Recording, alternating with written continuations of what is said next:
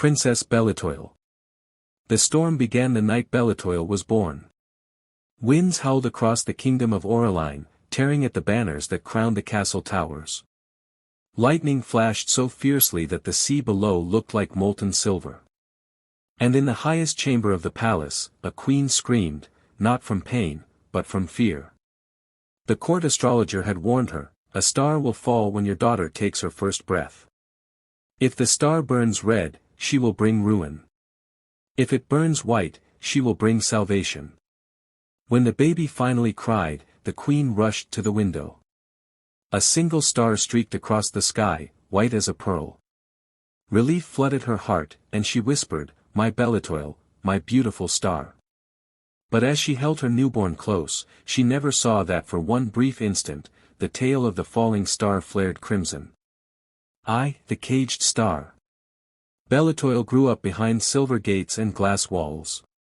The people adored her for her beauty, her kindness, and her strange gift. Every night, she could call tiny lights to dance around her like living stars.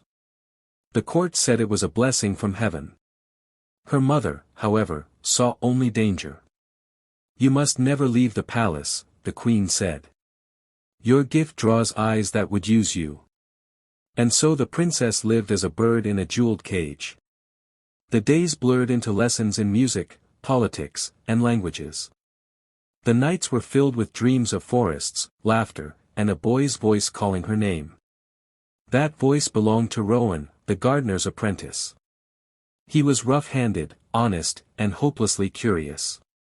One evening, as he trimmed the rose bushes near the princess's window, he caught sight of her standing there, hair glowing like moonlight, eyes full of yearning. He bowed awkwardly. "Forgive me, Your Highness. I didn't mean to look." She smiled, the first real smile she had shared in weeks. "Then you should look again. I am quite used to being invisible." From that night on, they spoke whenever the queen was away. Rowan told her stories of the markets, the sea, and the smell of rain on soil. Belle-Étoile told him of the stars that whispered secrets when the world slept. They were two souls bound by the same longing, to be free. But freedom, for one born beneath a cursed star, was never a gift easily earned. 2. The Red Star's Return. On her 18th birthday, the sky burned again. A comet, red and fierce, tore across the heavens. The astrologers panicked. The queen collapsed in tears, crying that the prophecy was coming true. The people whispered that the princess had awakened her dark destiny. Belle-Étoile herself felt it before anyone else. The stars that usually answered her call now trembled and dimmed. Her reflection in the mirror shimmered strangely, her eyes flickered crimson for a heartbeat. That night, the king summoned her to the council chamber. "Daughter," he said gravely, "a famine spreads through our lands. Crops fail, seas rage, and the people blame the heavens. They say your birth marked the curse. I don't believe it, but fear is a powerful poison." "Then let me prove them wrong," she pleaded. "Let me go among them. Let me help." The queen slammed her hand on the table. "You will do no such thing. The world out there will devour you." Belle-Étoile looked to her father, but his silence was an answer of its own. That night, she made her choice. She slipped from her tower, wrapped in a cloak of stars, and fled into the dark.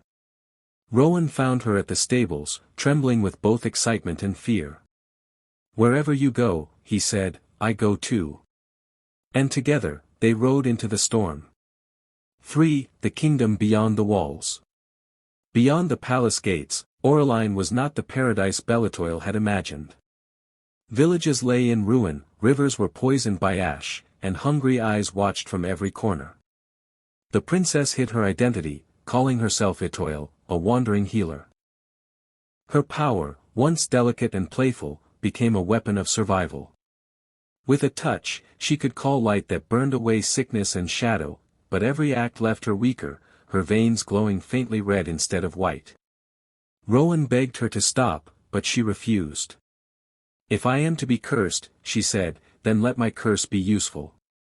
They wandered for months, helping whoever they could. In one town, she cured a child of fever. In another, she drove away a band of raiders by summoning a ring of blazing stars. Word spread of the star healer, the girl who carried both light and fire in her hands. But soon, a different kind of whisper began. The star healer brings miracles, and death follows her steps. Everywhere she went, crops withered days later. The rivers she blessed turned red as rust. And then, one morning, Rowan awoke to find Belle-Étoile burning with fever, her body pulsing with the same crimson light as the comet. "The curse is real," she gasped. "It feeds on the good I do. Every soul I save, it takes a piece of me." Rowan took her trembling hands. "Then let it take me too. We'll face it together." But the curse had other plans. 4. The Witch of the Hollow. Desperate for answers, they sought out the Witch of the Hollow, an ancient seer said to live in a forest where the stars never shone. When they found her, she looked at Belle-Étoile with knowing eyes. "So the child of light and ruin finally comes," she murmured. "You are not cursed, girl, you are divided. When the white star fell, a red one fell too. Two halves of the same soul. Yours and another's." "Another's?" Belle-Étoile whispered. The witch nodded. "Your twin was cast away at birth, hidden by the queen to keep her throne pure. One born of light, one born of flame. If you would end your torment, you must find her. But beware, she will not want to be found." The revelation shattered her. A sister? Hidden? Forgotten? Rowan gripped her shoulder. "We'll find her, Belle. No matter what it takes." And so they ventured north, toward the desolate mountains where no star dared to shine. The mirror of flame. The path was cruel. Snow lashed their faces. Wolves stalked their camp. But nothing compared to what waited in the ruined fortress at the mountain's peak. There, seated on a throne of black stone, was a girl who looked exactly like Belle-Étoile, save for her crimson eyes and hair that shimmered like embers. "So," the girl said with a smile that cut like glass, "Mother finally sent my mirror image." "I came of my own will," Belle-Étoile said, voice trembling. "Who are you?" "I am what you were meant to be," the girl replied. "The true daughter of the Red Star. They left me here to rot, but I survived. The curse you bear, it's not yours alone. It's the bond between us. You heal, I destroy. You give life, I take it. Then help me end it," Belle pleaded. "Join with me. We can be whole again." The red-haired girl laughed bitterly. "And disappear? No, sister. The world took everything from me. I'll burn it down before I fade." Before Belle could speak again, the air exploded with fire. The mountain trembled. Rowan pulled Belle to safety as the crimson twin rose, her hands blazing. "If you will not join me," she said, "then you will fall with me." 6. The Choice. The battle that followed was not of steel but of light. Belle's white stars clashed against her sister's fire, each burst shaking the heavens. Rowan shouted for them to stop, but his voice drowned in the roar. The red twin hurled a flame toward him, Belle threw herself in its path. The blast struck her chest, and the world went silent. The red twin froze, horror breaking through her fury. "Why?" she whispered. Belle-Étoile, trembling and burned, reached for her sister's hand. "Because you are not my curse. You are my heart." For the first time, their lights touched, white and red, merging into gold. The curse unraveled, threads of darkness lifting into the air like ash. But the merging came with a price. The mountain began to crumble. Belle's body flickered like a dying star. Rowan caught her as she fell. "Stay with me." She smiled weakly. "The stars, they're calling. Tell my mother I wasn't her ruin." Her sister knelt beside them, tears steaming on her cheeks. "She wasn't. She was our light." And with that, Belle-Étoile's body dissolved into 1,000 golden sparks that rose into the sky, forming a new constellation, 2 stars intertwined, shining brighter than all the rest. 7. The Legacy of Light. Years passed. The famine ended. Rivers flowed clear again. In the palace of Oraline, the queen spent her remaining days gazing at the night sky, whispering apologies to the stars.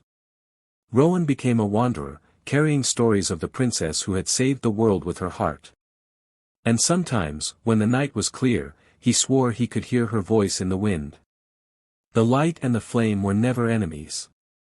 They were the same soul learning to forgive itself. As for the Red Twin, now queen of the reborn mountains, she ruled not with fire, but with warmth.